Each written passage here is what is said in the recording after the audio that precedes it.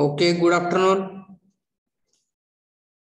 In the last lecture, we have seen edge detection methods and image segmentation and three methods of image segmentation. Now today we'll cover remaining points, that is remaining methods of image segmentation, then object recognition and shape analysis. Therefore, fourth method of image segmentation is clustering based segmentation methods. Clustering algorithms are unsupervised algorithms, unlike classification algorithms, where the user has no predefined set of features, classes, or groups. Clustering algorithms help in fetching the underlying hidden information from the data like structures, clusters, and groupings that are usually unknown from a heuristic point of view. The clustering based techniques segment the image into clusters or disjoint groups of pixels with similar characteristics.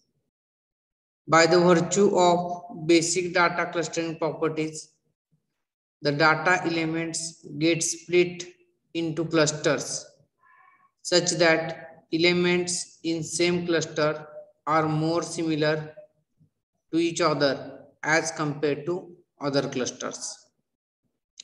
Some of the more efficient clustering algorithms such as k-means, improved k-means, fuzzy c-mean and improved fuzzy c-mean algorithm are being widely used in the clustering based approaches proposed.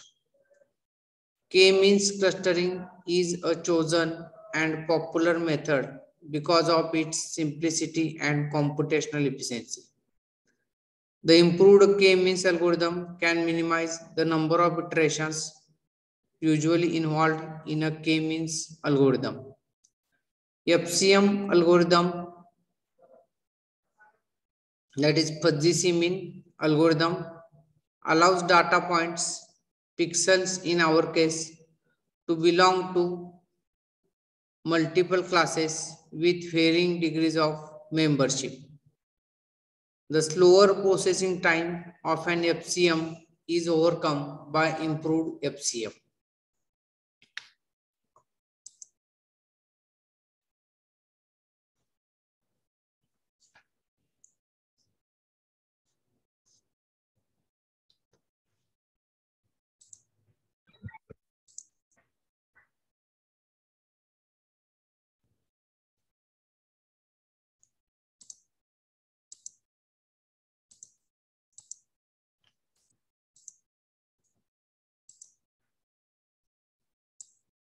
Okay.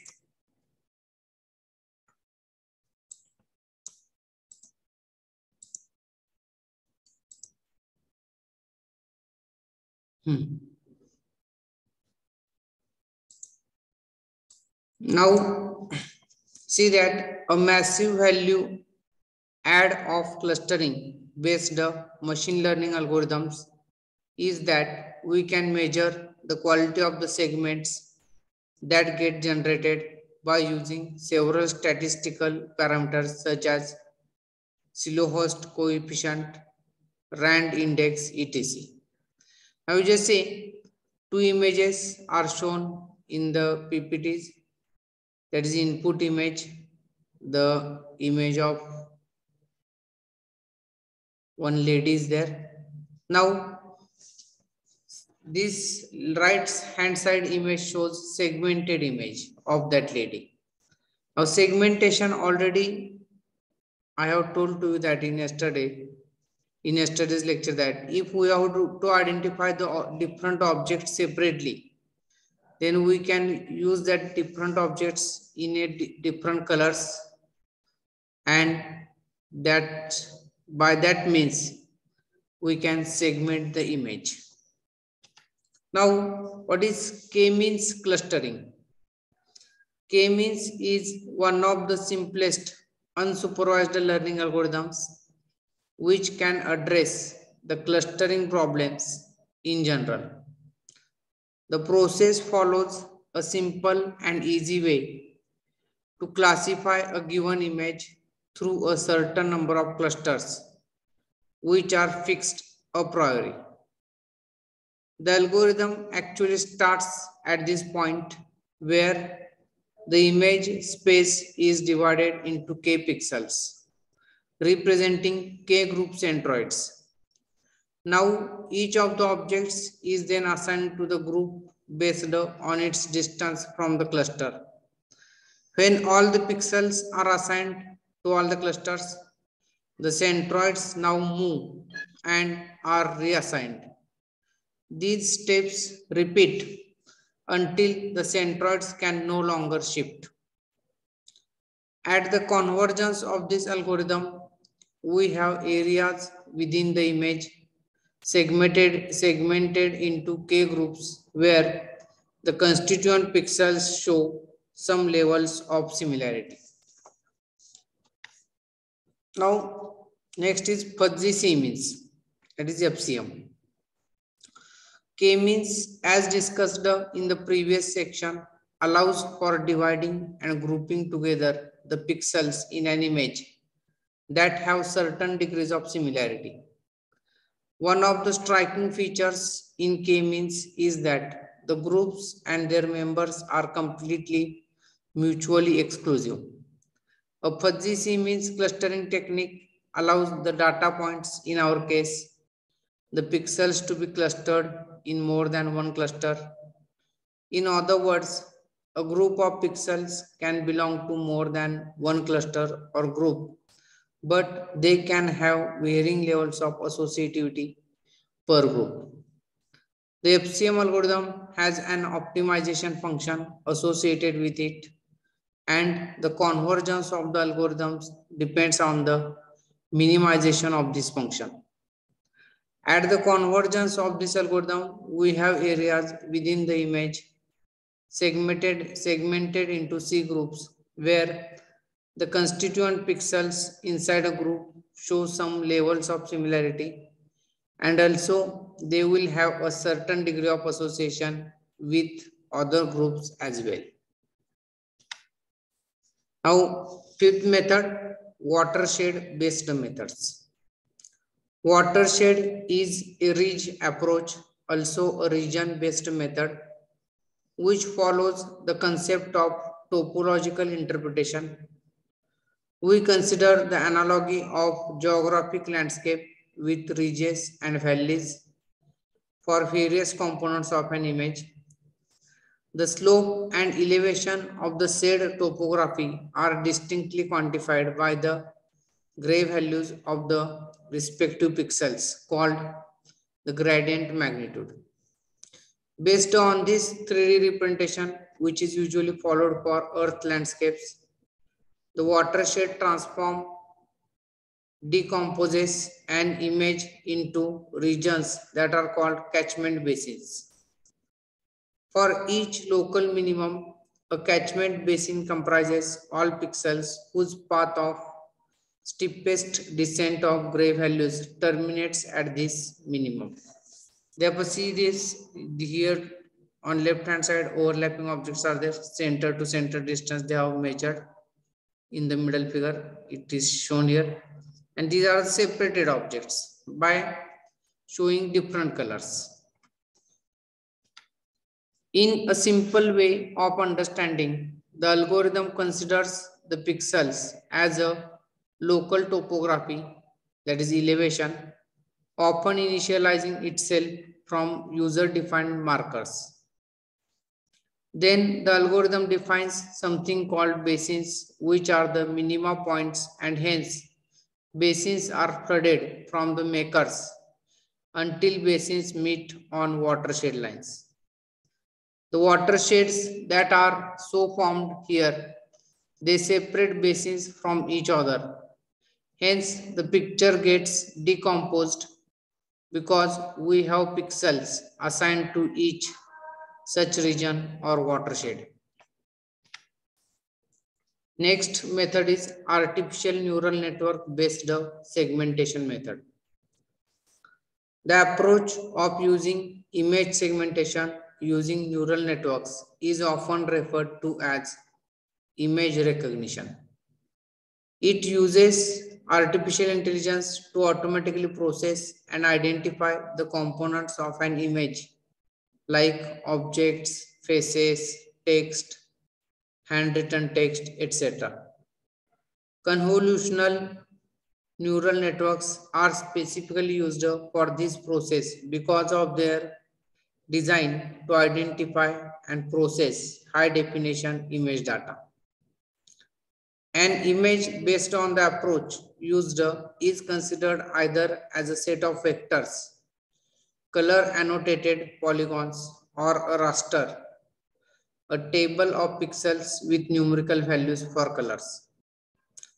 The vector or raster is turned into simpler components that represent the constituent physical objects and features in an image. Computer vision systems can logically analyze these constructs by extracting the most important sections and then organizing data through feature extraction algorithms and classification algorithms.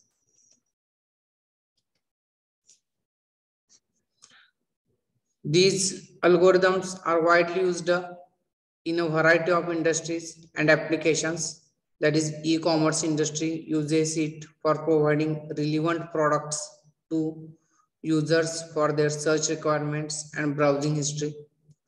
The manufacturing industry uses it for anomaly detection, detecting damaged objects, ensuring worker safety, etc. Image recognition is famously used in education and training for visually impaired, speech impaired students. Although neural nets are time consuming, when it comes to training the data, the end results have been very promising and the application of these has been highly successful. Therefore, here multispectral image is shown to the left hand side, and then they have used a semantic segmentation and they have converted all these multispectral image into only one image.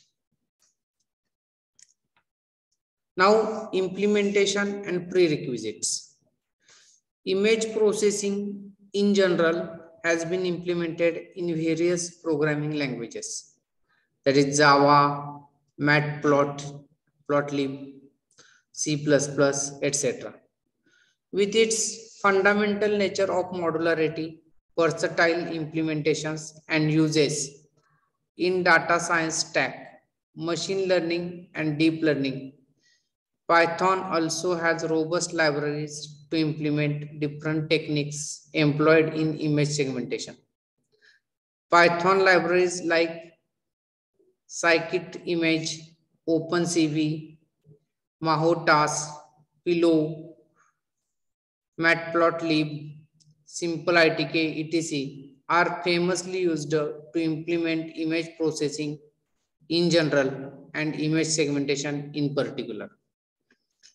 Using Python libraries are a simpler way of implementation and it doesn't demand any complicated requirements prior to implementation or implantation, except of course a basic knowledge in Python programming and pandas. To have more control over the black box like libraries that are used in this process, one needs to have certain basic skills, that is probability and statistics. Machine learning is one of the primary requirements for the stack in general and also for segmentation in image processing. Good knowledge of differential equations, linear algebra and calculus gives reinforced control over the pre-processing steps involved in image segmentation. Working knowledge of neural networks, specifically the convolutional neural networks is essential for the ANN implementation of image processing and segmentation in image processing and classification methods. If one wants to have a custom implementation of the image processing and segmentation algorithms in a lower level language like C++ or be Python, a basic knowledge of digital signal processing is required. This is majorly required for noise removal, identifying contours, generating histograms, a process that is also pre-implemented in some of the libraries as mentioned above. Now, final thoughts and summary table. That is what is nothing but image segmentation. Conclusion or maybe abstract. Image segmentation is a promising set of skills from deep learning, as it has an important role to play in medical imaging, and various organizations are striving to build an effective system for proactive diagnosis from medical imagery. One of the distinct and famous applications can be seen in cancer cell detection systems, where image segmentation proved pivotal in faster detection of diseased tissues and cells from the imagery, and hence enabling the doctors in providing timely treatment. The manufacturing industry now highly relies on image recognition techniques to detect anomalies which usually escape human eyes, hence increasing the efficiency of the products.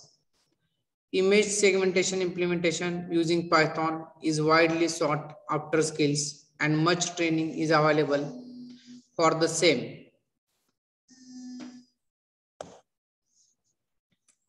One needs to have a good hold of both traditional algorithms for image processing and also the neural networks implementations. With Python, the implementation is lucid and can be done with minimum code and effort.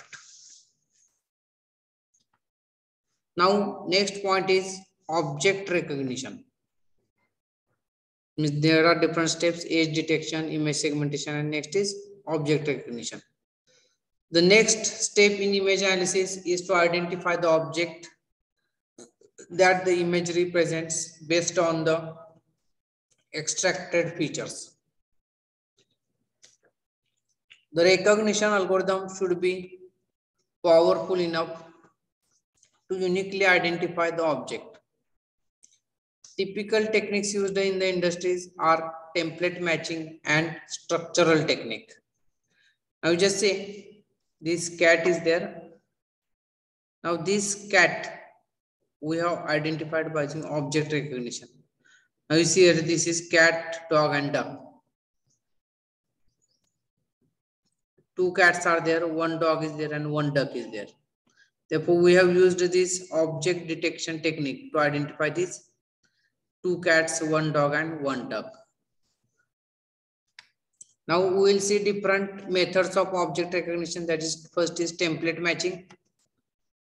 The features of the object in the image, for example, its area, diameter, etc., are compared to the corresponding stored values. These values constitute the stored template. When a match is found allowing for certain statistical variations in the comparison process, the object has been properly classified. For example, the area of an image given by the moment n00 can be used to determine nature of the object and to distinguish it from other objects that have different areas. Similarly, the first and second moments can be used to identify an object's position and orientation so that it can be picked up by the robot. Note that instead of calculating the moment values which change as the object moves, a lookup table can be prepared. For example, the moment of inertia of an object varies significantly as the object rotates about its center. Hence, the values n20 and n0, 2 will also change. Since each orientation creates a unique value, a lookup table that contains these values can later be used to identify the orientation of the object. Now you just see two similar objects, template matching. Template matching means basically we are using this method in our day-to-day life. An important aspect here is that similar shapes, as shown in figure 4.27, cannot be distinguished with their first and second movements, as they are similar or close to each other. In such a situation, a small difference between the two objects may be exaggerated through higher order movements, making identification of the object possible. Next is structural technique. Structural techniques of pattern recognition rely on the relationship between features or edges of an object. For example, if the image of an object can be subdivided in 4 straight lines connected at their endpoints, and the connected lines are at right angles, then the object is a rectangle. This kind of technique is known as syntactic pattern recognition. In case depth information of an object is required, it can be obtained either by using a range finder in conjunction with a vision system or using a stereo vision. The details of these systems are beyond the scope of this syllabus. Therefore, this is the book you can refer. Now, next point is shape analysis and measurement.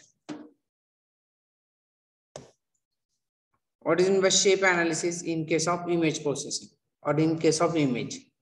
The extraction of quantitative feature information from images. Quantitative feature information from images is the objective of image analysis. The objective may be shape quantification, count the number of structures, characterize the shape of structures. Now, shape measures means measurement. The most common object measurements made are those that describe shape. Shape measurements are physical dimensional measures that characterize the appearance of an object.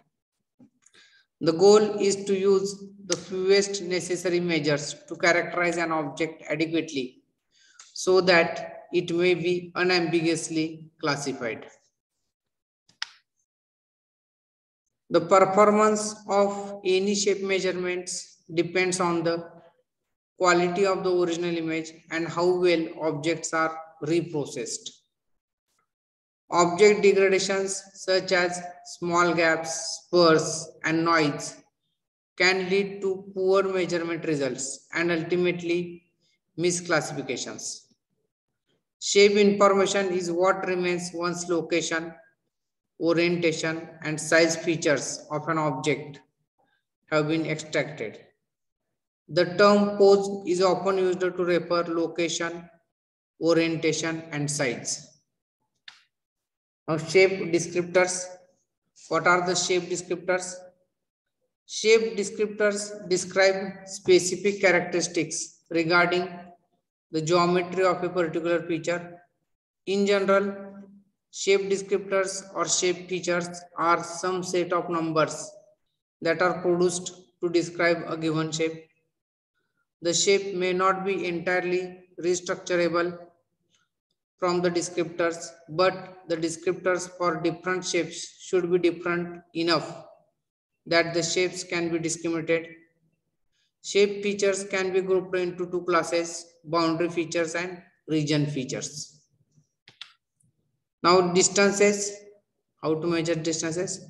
The simplest of all distance measurements is that between two specified pixels, that is x1, y1 and x2, y2.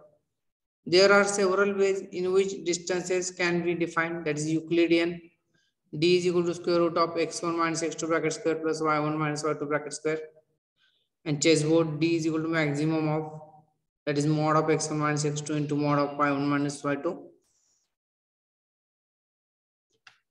Now distances. See that this is the Euclidean chessboard. This is click block. D is equal to mod of x1 minus x2 plus y mod of y1 minus y2. This is city block. Now area. The area is the number of pixels in a shape. See that this is the net area. If you will trace this uneven shape, you will get net area. And if you will approximately cover it, that is known as convex area. The convex area of an object is the area of the convex hull that encloses the object. See that convex hull, area of the convex hull. Now this again area. This is the original image. This is the net area, and this is the field area. Now next is perimeter. The perimeter or length is the number of pixels in the boundary of the object. If x1 dot dot dot xn is a boundary list, the perimeter is given by perimeter is equal to summation of I is equal to 1 to n minus 1 di, which is equal to summation of I is equal to 1 to n minus 1 mod of xi minus xi plus 1.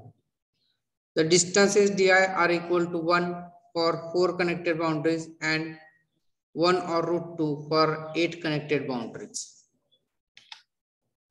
Perimeter. For instance, in an 8 connected boundary, the distance between diagonally adjacent pixels is the Euclidean measure.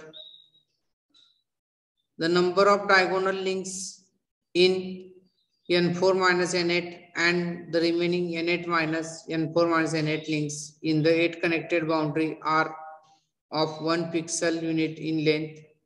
Therefore, the total perimeter is equal to root 2 minus 1 into n4 plus 2 minus root 2 into n8. Next is perimeter.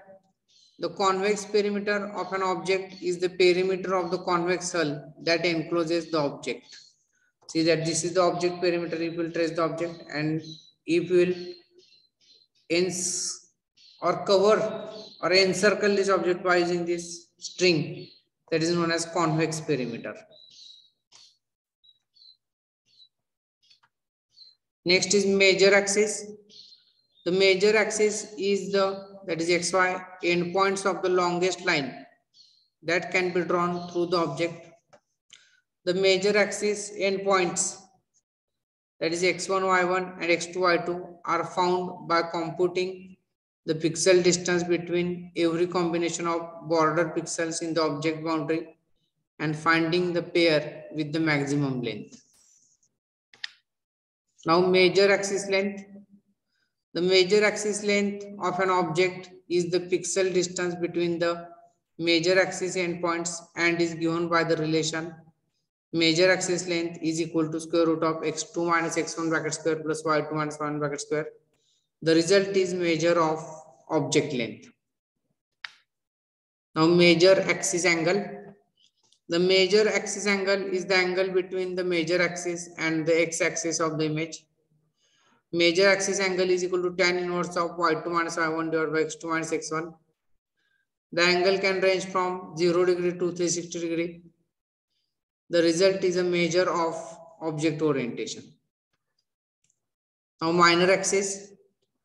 The minor axis is that is xy endpoints of the longest line that can be drawn through the object while it remaining perpendicular with the major axis. That is minor axis and major axis are perpendicular to each other. The minor axis endpoints x1, y1 and x2, y2 are found by computing the pixel distance between the two border pixel endpoints. Now minor axis length. The minor axis length of an object is the pixel distance between the minor axis endpoints and is given by the relation minor axis length is equal to square root of x2 minus x1 bracket square plus y2 minus y1 bracket square. The result is measure of object width. Now this major and minor axis, see here, this distance is major axis and perpendicular to this it is the minor axis. Now compactness. Compactness is defined as the ratio of the area of an object to the area of a circle with the same perimeter. Therefore, compactness is equal to 4 pi into area divided by perimeter square. A circle is used as it is the object with the most compact shape. The measure takes a maximum value of 1 for a circle. A square has compactness is equal to pi by 4. Next, compactness again. Objects which have an elliptical shape or a boundary that is irregular rather than smooth will decrease the measure. An alternate formulation, that is compactness is equal to perimeter square divided by 4 pi into area. The measure takes a minimum value of 1 for a circle. Objects that have complicated irregular boundaries have larger compactness. Now this is compactness, low compactness. See that compactness is equal to 0.764 and here compactness is equal to 0.668. Now elongation. In its simplest form, elongation is the ratio between the length and width of the object bounding box. Therefore, elongation is equal to width of bounding box divided by length of bounding box. Bounding means covered box. The result is a measure of object elongation given as a value between 0 and 1. If the ratio is equal to 1, the object is roughly square or circularly shaped. As the ratio decreases from 1, the object becomes more elongated. Again, elongation. This criterion cannot succeed in curved regions for which the evaluation of elongatedness must be based on maximum region thickness. Elongatedness can be evaluated as a ratio of the region area and the square of its thickness. The maximum region thickness holes must be filled if present can be determined as the number d of erosion steps that may be applied before the region totally disappeared elongation, which is equal to, therefore elongation is equal to area divided by 2d square. Now this elongation, see that this is the width, this is the length, high elongation, and these two images represent low elongation. Now eccentricity. Eccentricity is the ratio of the length of the short, that is minor axis, to the length of the long, that is major axis of an object. Eccentricity is equal to axis length, that is short, divided by axis length long. The result is a measure of object eccentricity given as a value between 0 and 1, sometimes known as ellipticity. Now this is eccentricity, high eccentricity. This is low eccentricity. How you are saying high eccentricity? Because this length is more as compared to width. And here length and width are approximately same. Means nearer to each other. Eccentricity. Eccentricity can also be calculated using central moments. That is, eccentricity is equal to mu 02 minus mu 20 bracket square plus 4 mu 11 divided by area. Measures of circularity. Sometimes it is useful to have measures that are sensitive only to departures of a certain type of circularity. For example, convexivity, measures of irregularities, roundness excludes local irregularities. Now, circularity or roundness, a measure of roundness or circularity, air to perimeter ratio, which excludes local irregularities, can be obtained as the ratio of the area of an object to the area of a circle with the same convex perimeter. Therefore, roundness is equal to 4 pi into area divided by convex perimeter bracket square. This statistic equals 1 for a circular object and less than 1 for an object that depends from circularity, except that it is relatively insensitive to irregular boundaries. Now this is the circularity. Here roundness is equal to 0.584. Here roundness is equal to 0.447 by applying that formula that is calculated. Now sphericity. Sphericity measures the degree to which an object approaches the shape of a sphere. Means approximate shape of the sphere. Sphericity is equal to R inscribing divided by R circumscribing. Means inner radius divided by outer radius. Inscribing radius and outscribing radius. For a circle, the value is the maximum of 1. Now convexity.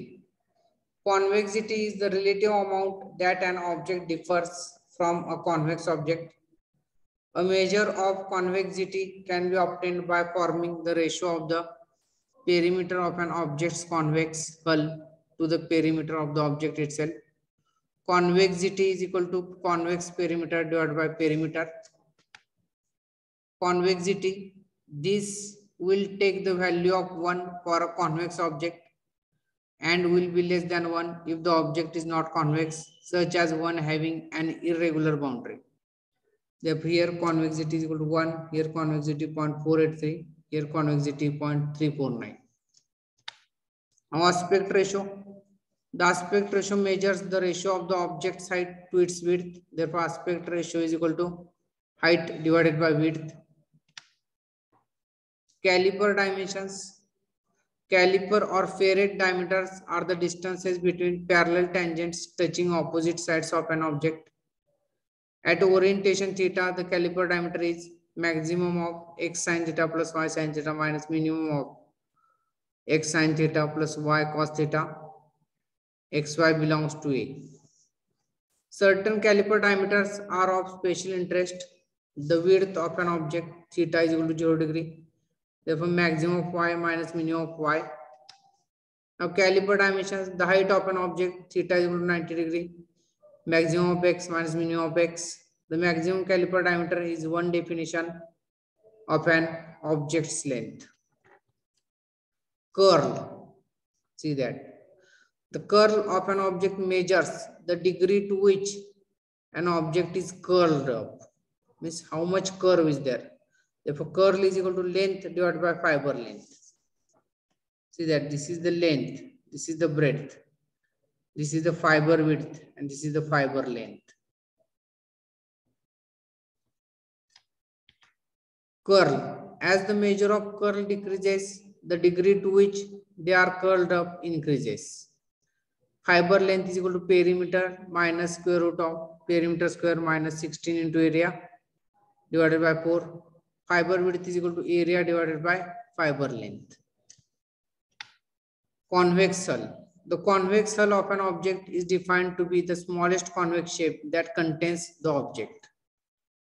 See that this is convex. If you will make outline, it should be smallest convex shape. Solidity. Solidity measures the density of an object. A measure of solidity can be obtained as the ratio of the area of an object to the area of a convex hull of the object. Therefore, solidity is equal to area divided by convex area. Again, solidity, as value of 1 signifies solid object and a value of less than 1 will signify an object having an irregular boundary or containing holes. Therefore, here in first figure, solidity is equal to 1. Here in middle, solidity is equal to 0.782. And this last rightmost figure, solidity is equal to 0.592. Shape variances. Sometimes a shape should be compared against a template. A circle is an obvious and general template choice. The circular variance is the proportional mean squared error with respect to solid circle. It gives 0 for a perfect circle and increases along shape complexity and elongation. Shape variances. Elliptic variance is defined similarly to the circular variance. An ellipse is fitted to the shape instead of a circle, and the mean squared error is measured. Rectangularity. Rectangularity is the ratio of the object to the area of the minimum bounding rectangle. Let Fk be the ratio of region area and the area of a bounding rectangle. The rectangle having the detection direction K. The rectangle direction is turned in discrete steps as before, and rectangularity measured as a maximum of this ratio Fk. Therefore, rectangularity is equal to maximum of Fk.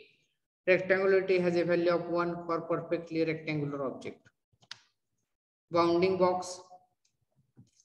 The bounding box or bounding rectangle of an object is a rectangle which circumscribes the object. The dimensions of the bounding box are those of the major and minor axis. The area of the bounding box is, that is, area is equal to major axis length into minor axis length. The minimum bounding box is the minimum area that bounds the shape. Now this is the bounding box. Direction. Direction is a property which makes sense in elongated regions only. If the region is elongated, direction is the direction of longer side of a minimum bounding rectangle. If the shape moments are known, the direction theta can be computed as theta is equal to 1 by 2 tan inverse of 2 mu 1 1 divided by mu 2 0 minus mu 0 2. Direction, elongatedness and rectangularity are independent of linear transformations, translation, rotation and scaling.